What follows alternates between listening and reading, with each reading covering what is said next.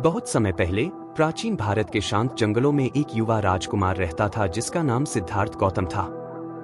वह धन, वैभव और हर उस चीज से घिरा हुआ था जिसकी वह कभी कल्पना कर सकता था, लेकिन उसके दिल में एक गहरी प्यास थी, ऐसी शांति और सच्चाई की खोज जो भौतिक सुख सुविधाओं से कहीं अधिक थी। एक दिन सिद्धार्थ ने अपने महल को छोड़ दिया और सच्चे ज्ञान की तलाश में निकल पड़ा। वह एक गुरु से दूसरे गुरु के पास भटकता रहा, उनसे जीवन के अर्थ और ब्रह्मांड के रहस्यों के बारे में पूछता रहा। कुछ गुरुओं ने उसे बताया कि खुश रहने की कुंजी शक्तिशाली देवताओं की पूजा में है, जो इस संसार को नियंत्रित करते हैं। उन्होंने कहा, उनकी प्रार्थना करो, वे तुम्हारा मार्गदर्शन करेंगे। लेकिन सिद्धार्थ इन उत्तरों से संतुष्ट नहीं हुए। उन्होंने सोचा, अगर देवता दुनिया को नियंत्रित करते हैं, तो लोग इतना कष्ट क्यों सहते हैं? युद्ध, बीमारी और मृत्यु क्यों होती है? उन्होंने देखा कि जो लोग देवताओं की पूजा करते थे, वे भी दुख से मुक्त नहीं थे। उन्हें एहसास हुआ कि इस संसार को समझने का कोई और तरीका होना चाहिए। सालों तक भटकने और ध्यान करने के बाद सिद्धार्थ ने एक दिन बोधि वृक्ष के नीचे बैठने का निश्चय किया। उन्होंने संकल्प लिया कि जब तक उन्हें सच्चा ज्ञान प्राप्त नहीं होगा, वे वहां से नहीं उठेंगे। कई दिन बीत गए। अपनी गहरी ध्यान अवस्था में अंततः उन्होंने एक महत्वपूर्ण सत्य का बोध किया, दुख देवताओं की वजह से नहीं आता, न ही उसे उनके आशीर्वाद से समाप्त किया जा सकता है। दुख तो हमारे भीतर से आता है, इच्छाओं, लगाव और अज्ञानता के कारण। इस बोध के साथ सिद्धार्थ बुद्ध बन गए, यानी जागृत एक। बुद्ध को अब यह समझ आ गया था कि इस संसार को कोई देवता नहीं चलाता जो लोगों को दुख से बचा सके। इसके बजाय यह संसार प्राकृतिक नियमों से चलता है, कारण और परिणाम के सिद्धांत से।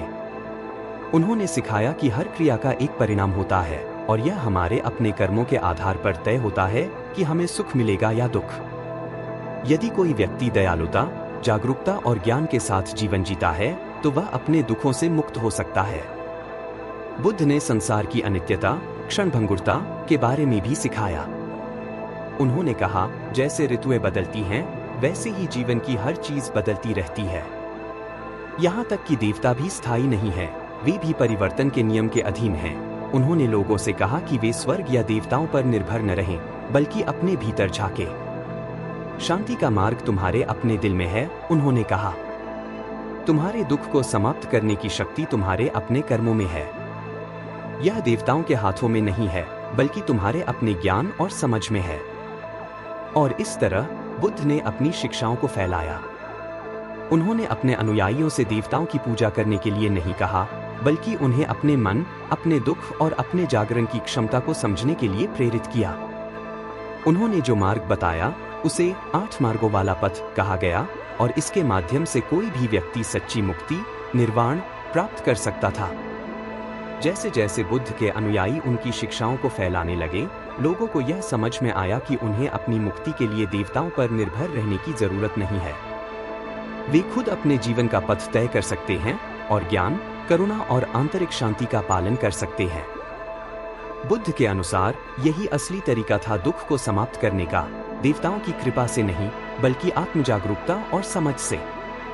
इस प्रकार बुद्ध की कहानी केवल देवताओं की नहीं, बल्कि मानवता की अपनी नियति को बदलने की क्षमता की कहानी बन गई, एक जागरूक कदम के साथ, एक समय में।